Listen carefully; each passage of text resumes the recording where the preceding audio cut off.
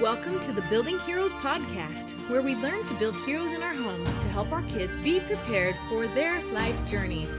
Hi, I'm your host, Molly Christensen, and I love to encourage and mentor you on your path.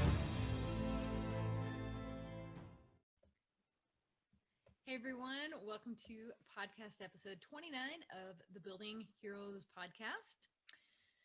So, have you ever gone to a friend's house that's just immaculate? And yes, they do have kids, and you're sitting there going, how do you do this?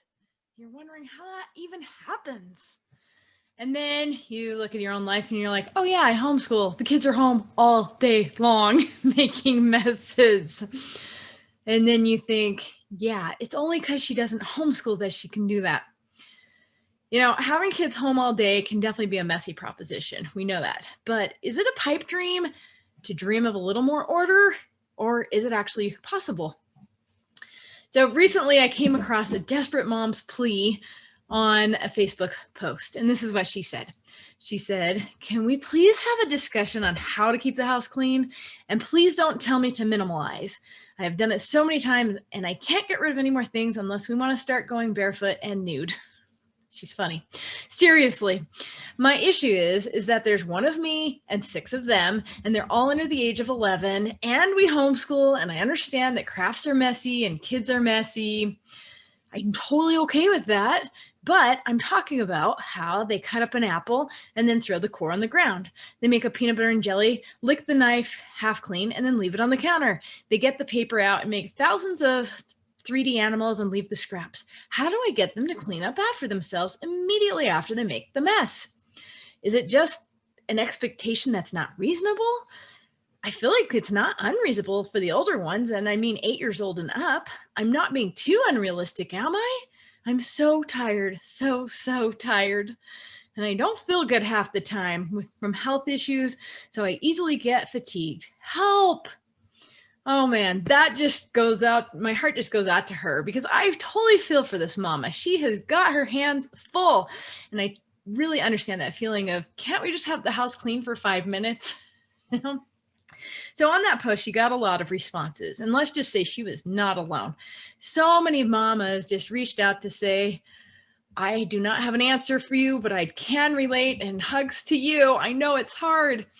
And many described this as a battle that was ongoing. And I'm like, I know, it feels like a battle in our own homes. Is that the battle we want to be fighting? No. She did also get a lot of great ideas for implementing different systems. So for example, a lot of people suggested doing like reward or incentive charts. Another mom said, I'm taking the slow and painstaking journey of making them pick it up when mom sees it. And then I tell them every time that they wouldn't have to stop what they're doing to clean it up now. Another person suggested, well, just put tons of trash cans around the house and have a place for everything with all the things labeled. Another person suggested that they have a heart-to-heart with their kids and just let them know that mom only has so much energy to do fun things with them. But if they don't do their part, then mom's not going to be able to do any fun things. But then she admitted that now she had to make sure she did fun things. So there's that. The next one said to let them experience the consequences of not cleaning up. Like they don't get to do their craft or activity because they chose not to clean for the previous one. Another one said that if she finds a new mess out, then they get to pick it up and do another chore. And another mom said, this is what she did. It was kind of funny. She's like, if the house is messy, then mom can't go in that room because it stresses her out. If they want mom around, then they have to clean up. And then she said she had a nice 3 days in her room until her 12-year-old decided it was probably better for mom to come out and offer to help clean up so that mom could help with the care of the siblings as well. And then now what she does is if she sees a mess, she says, this mess is stressing me out. And then she sets the timer and walks away. And then if it's not improved after the timer goes off, then she gets them all off their screens and they have to clean then.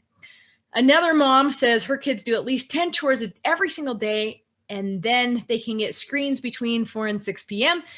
Another mom suggested doing a nightly cleanup for 20 minutes before bedtime. Another one said do an 8-minute cleanup twice a day, set a timer and go. Another one said, teach the one touch rule, where if we get something out, then we put it right back instead of setting it down somewhere, like on the stairs to put away later, because that's so much more efficient. But she did admit that only one of her 4 kids did that.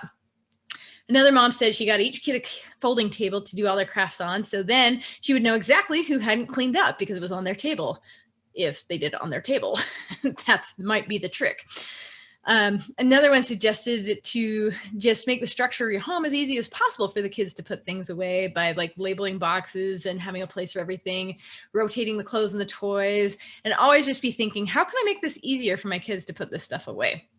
So as I was reading through all these ideas, I was like, these are all great ideas, really lovely ideas. The only problem is that they're all just systems, and systems have to be implemented in order to be effective. And if you're like this mom who's just so tired to be consistent, or you've never actually learned how to be consistent, then not a single one of these is going to work. And it's so sad, right?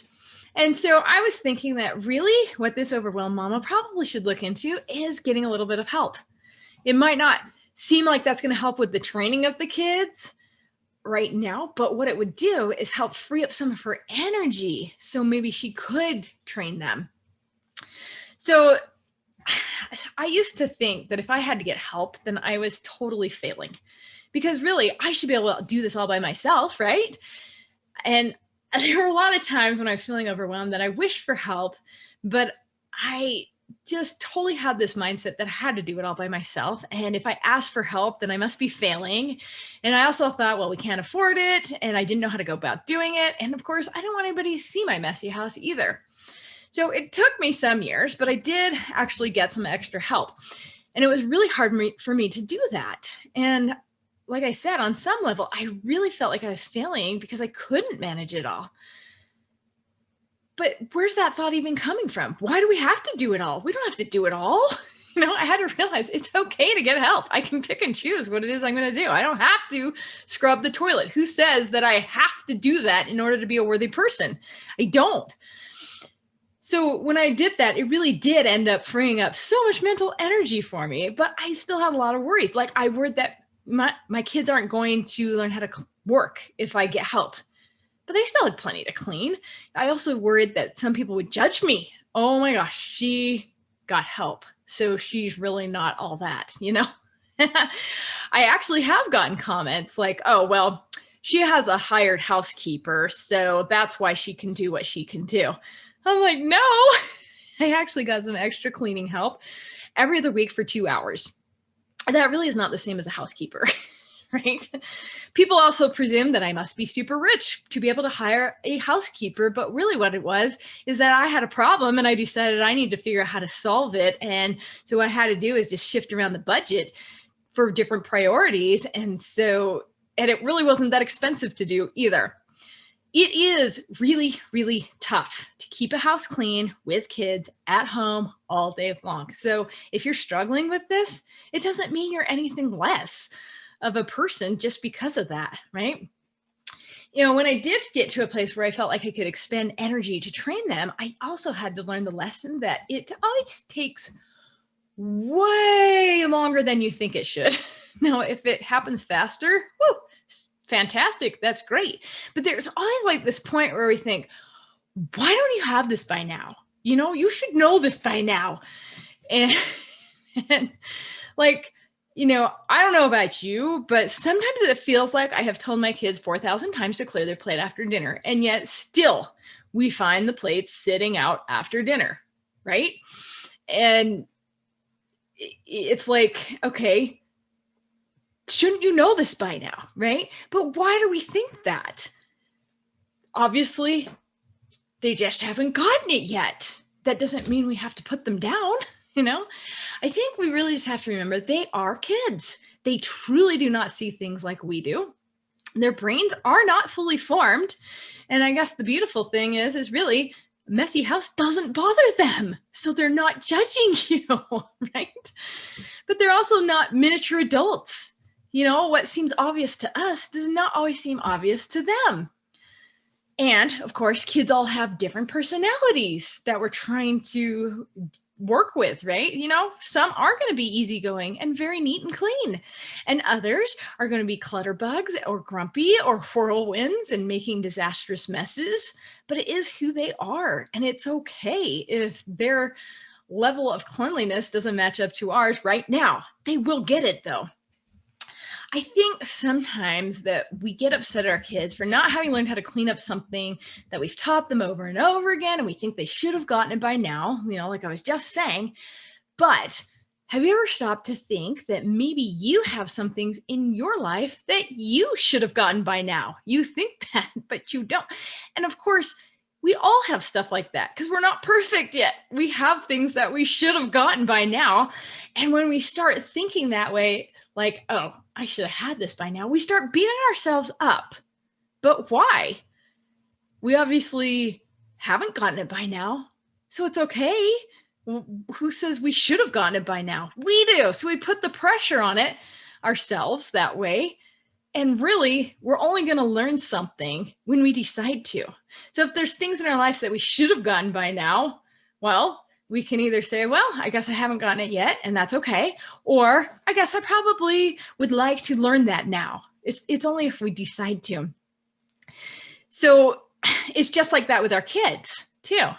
We tend to hold our kids to these higher standards that they need to be perfect because we've trained them to do this. They should know it by now, right? But we don't have all perfect yet either. Now, I know that a lot of times we don't do that, and we don't put the pressure on the kids like that, and we let the kids be kids, which is awesome. But it does creep in when we're feeling frustrated or overwhelmed or tired, and we've got to send that somewhere, and it goes to our kids, and we're thinking, oh, you should know this by now. And when we send that to them, they start thinking, oh, I should have known this by now. Something must be wrong with me. And then they're either going to rebel or they're going to get depressed. So, let's avoid that when we can remember to, right? And when we can't, we can apologize. So what I do for training is we do our hero training challenges. And with a challenge, what that basically just means is that when you start looking around at all the things that are wrong in your house, you can probably list off like 20 or 30 of them that you would like to have fixed. And so that's what gets overwhelming, because we're like, well, then there's this problem and this problem and this problem. But when you start doing a system of challenges, then it becomes consistent, and you know that something's going to be worked on a regular basis. Okay, instead of letting it all build up. So what we do is these hero training challenges, but we're only going to do one thing at a time. And it's really hard to choose just one thing because we want it all now. But then the nice thing to do is just choose the one that's bugging you the most. So if the fact that they're not throwing away their apple cores or whatever, you could focus on that one first. So what we do is we gather the family together and we say something like, hey, how do you think stuff is going around? That's good. How do you think things are going in our family? What do you think we can do to improve? And what do you think's going well? And just chat about it. And then sometimes I will bring up an issue and I'll say, I noticed that I have a real problem. I keep nagging you to throw things away when they're not in the trash can. And I like it when our house is orderly and clean, and it makes me feel really good. Does it make you feel really good? Yeah, but then when I nag you, it doesn't make me feel real good. And I'm guessing that you don't like that either. So what do you think we could do to make this situation better? And then you brainstorm. And usually they're going to be very willing to help out, because a lot of times they're not even aware of the problem. They have no idea because they don't see it that way.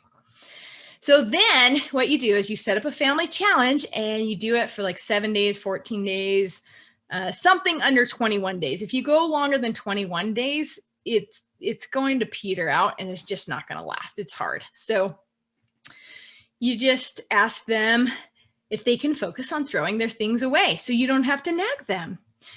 And you can ask them how they could track that. You could say something like, okay, maybe if mom or dad find something they used to throw away and they throw it away, then mom and dad get a point.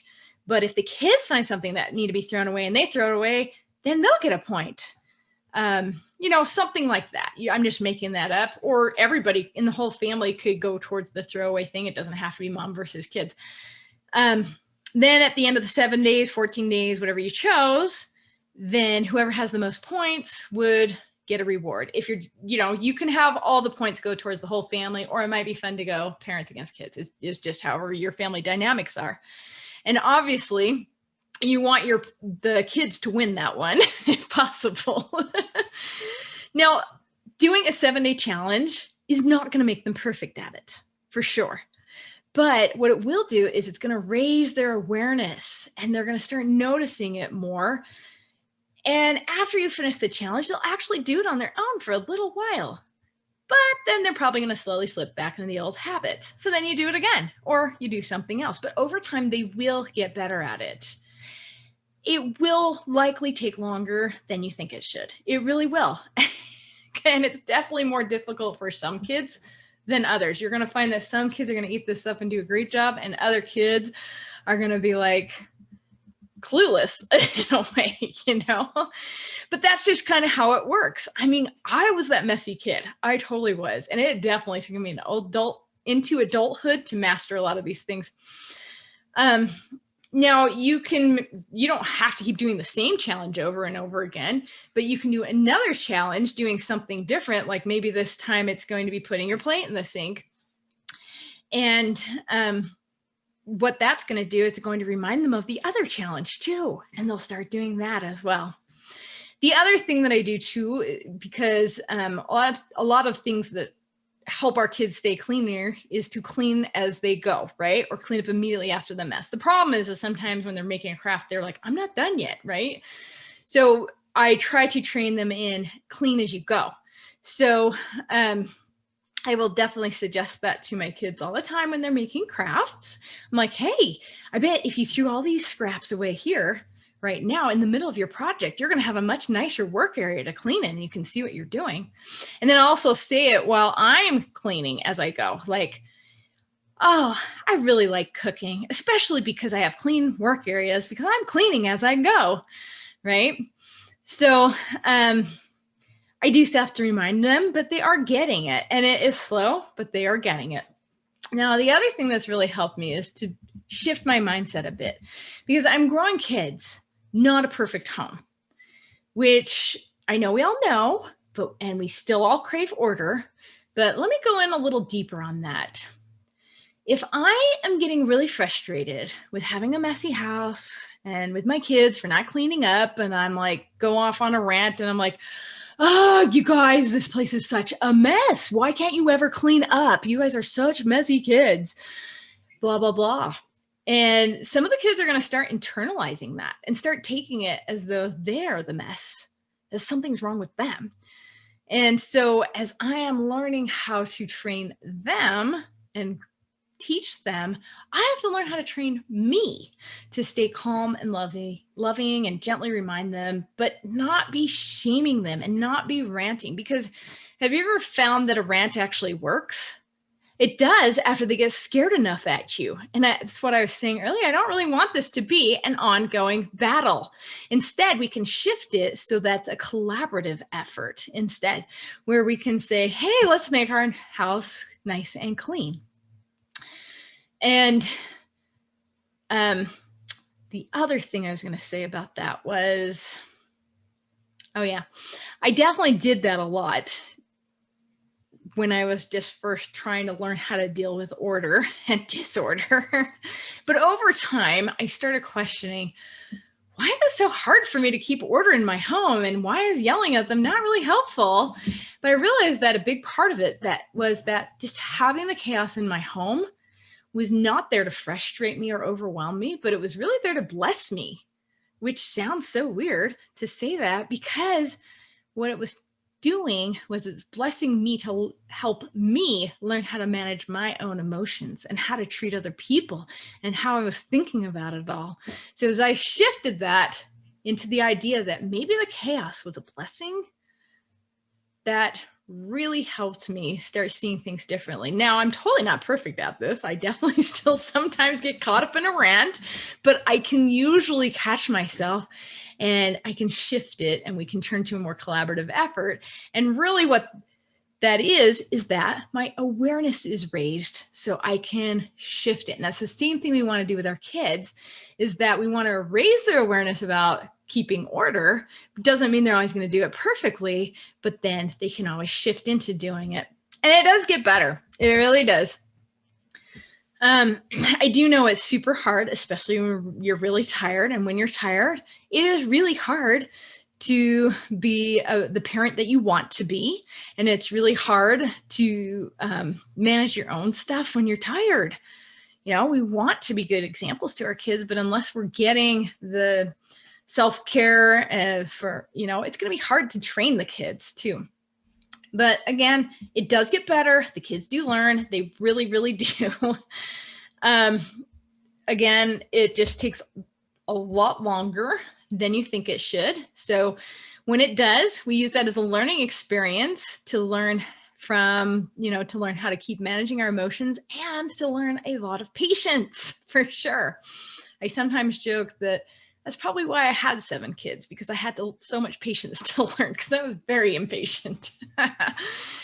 We do want to learn how to be able to train our kids, but sometimes you literally are just too tired, to even think of a system. So take care of that tiredness, but then start trying different systems in your home to train them.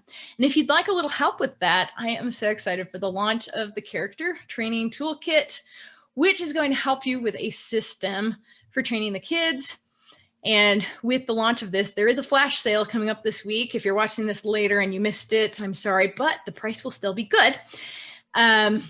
But until next time, keep building heroes at home. And maybe you need to start with getting some help if that might be the thing for you. But keep up your good work. The work you are doing is so, so important. And I know it's hard and I know you're tired, but you can do this. Thanks for listening to the Building Heroes podcast. Can you help more people join the Building Heroes movement by sharing this podcast? More people can find it when you subscribe to the show, rate it, and leave a review. For more help on building heroes in your home, get the free Building Heroes resources at www.buildingheroesacademy.com.